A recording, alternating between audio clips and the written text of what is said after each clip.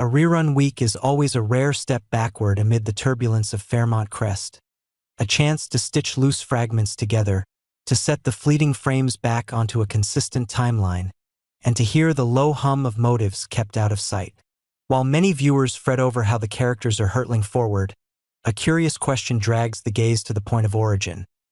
Why does Randy know Hayley, and why did that thread tighten precisely when she declared she was pregnant with Bill's child, stumbled, doubled over, bled, refused the hospital, and climbed into the car of a man who called himself Sammy but was in truth Randy, the man who had just botched an attempt to take out Kenneth, grabbed $10,000 from Joey, and vanished?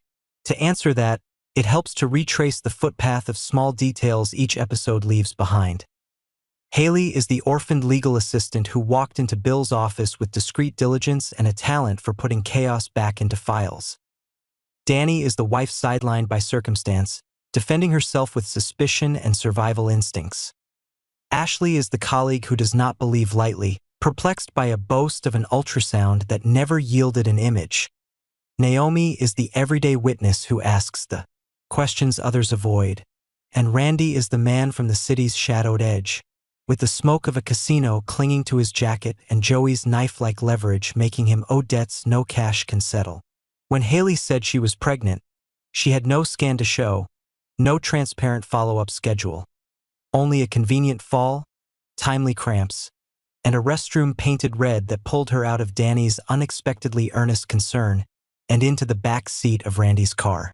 If that is coincidence, why did Doug spot Randy at Orphe Jean immediately afterward and confirm the name Danny felt sure she had heard before? If that is theater, why was its curtain raised at the exact moment Bill insisted on a second ultrasound he would attend? A check that cannot be hidden behind generalities. A coherent account must keep time with what has aired and still explain why disparate cogs mesh. And the answer likely sits in something so ordinary it is easy to forget. Before Hayley walked through the gleaming wooden door of Bill's office, she worked part-time for an East District community legal program, the kind that bundles expungements, temporary protections, and civil restitution into rainy weeknights. There, Randy did not appear as Joey's subordinate, but as a man trying to regularize a warehouse job in exchange for weekend visitation with his child. A man whom the past kept shoving down each time he tried to stand. Hayley sat at intake, reading reports and translating the cold language of the courts into to-do lists a person like Randy could complete bit by bit. When he first brought in a smudged timesheet, she suggested he get it re-stamped and walked him through a residency form. When he needed a receiving address for court mail, she opened a mailbox at the center, handed him the code, and explained how to collect the letters. They were not lovers and not kin, just two people who touched briefly in a stretch of life where small help has outsized effects, where gratitude and trust take root in corners the city forgets. Months later, budget cuts ended the program. Hayley moved into Bill's office, and Randy was snapped back into Joey's orbit by debts and a minor mistake swollen into a lashing cord. What changed was not their natures but their positions in the power net around Fairmont Crest. Hayley climbed closer to the cloud line of security gates and manicured hedges behind which quiet bargains are made. Randy was driven deeper into the basement level where every step records a print in the mud. The acquaintance that once seemed faint became the only bridge either of them dared to use when every other door slammed shut. Once the aired timeline is restored, the crumbs of evidence begin to assemble themselves. On the day before Hayley fell and bled, her call log recorded a conversation of more than 3 minutes with a prepaid number that appears in the East District program files from the previous year, the very mailbox line Hayley had set up so Randy could receive court notices. That same afternoon in Uptown, the outer security cameras picked up an old sedan dipping into a short-term lane for under 2 minutes before pulling away. The plate unreadable, but the tail light scarred exactly where Doug had described on Randy's car. At Bill's gated community, the access log shows 2 failed badge scans hours apart, followed by a successful entry on a guest pass, the kind usually given to transient service personnel. Taken together, the press-facing shell becomes crisp. Hayley called the only person she trusted not to ask too many questions, the one who owed her a kindness with no receipt. Randy, on the run, used a placeholder name to avoid attention, and once he had seen the state she was in, He was compelled to appear again because he had already stepped into the role of driver.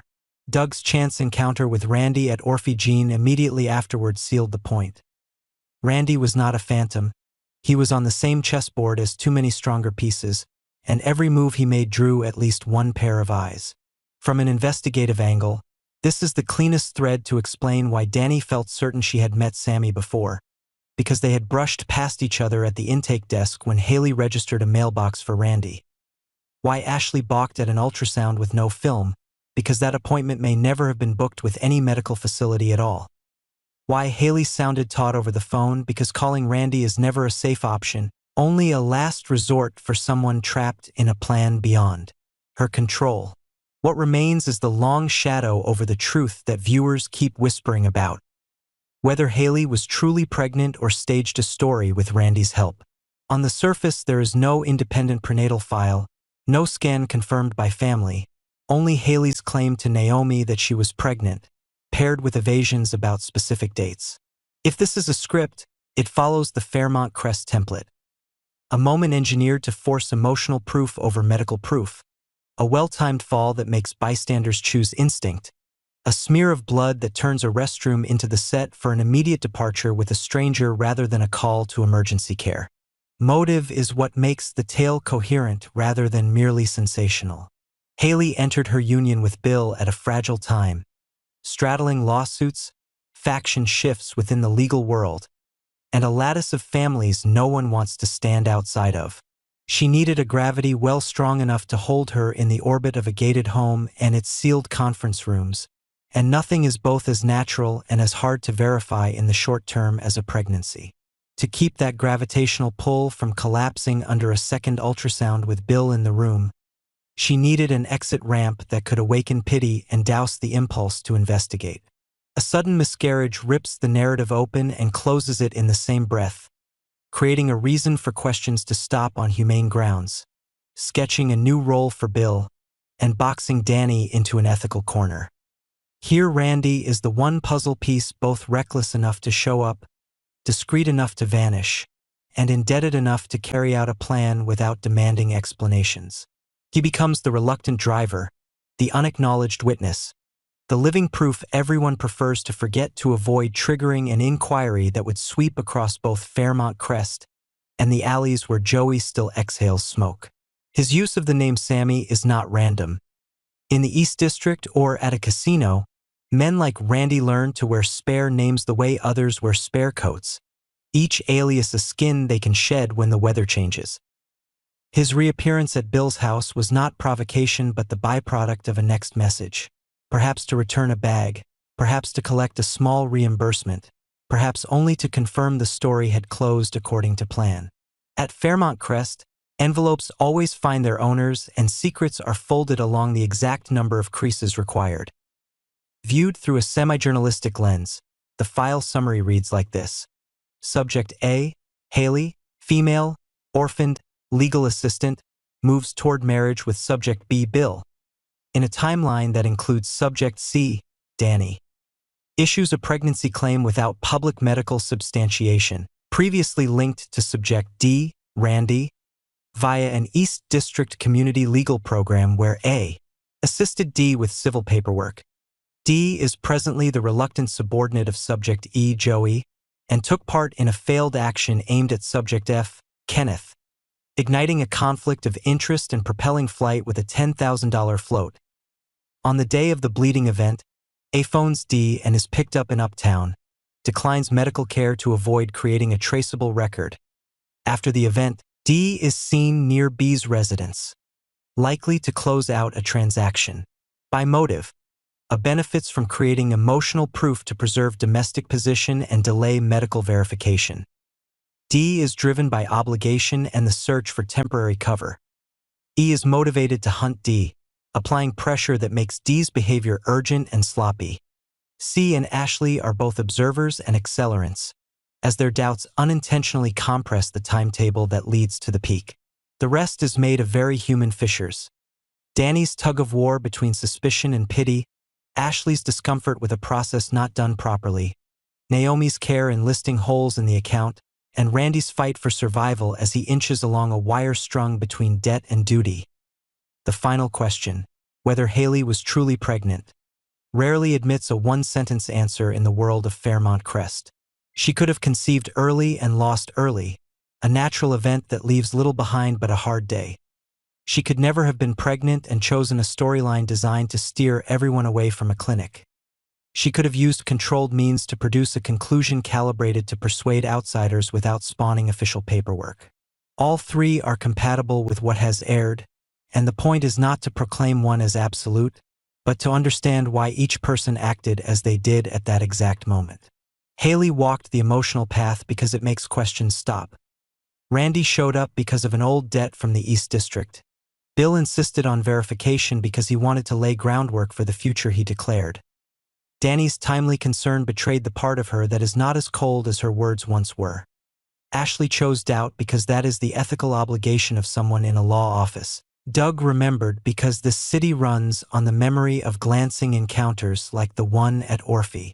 Jean. As the reruns carry us through familiar scenes, the answer to how Randy knows Hayley becomes almost stark in its simplicity. Once, they sat on the same side of an intake desk in the East District, laid their hands on the same stack of papers most Fairmont Crest residents never see, and learned that a signature in the right place can temporarily alter a life. So when everything becomes too complicated to explain, they trust each other just long enough to share a very short road. The rest will be decided next week, when the city resumes its usual pace, when Joey stops tolerating short counts, when the name Kenneth ceases to be a shadow and becomes a reflexive threat, and when Bill confronts an empty ultrasound calendar. If there is a lesson to take from such small pieces, it is that every secret in Fairmont Crest begins with a tiny act of kindness like the mailbox Hayley once opened for Randy and ends with another tiny act of kindness like the drive Randy gave her through a treacherous turn, leaving behind a faint trail under a camera, enough for those who want to believe, and enough for those who prefer doubt to keep doubting.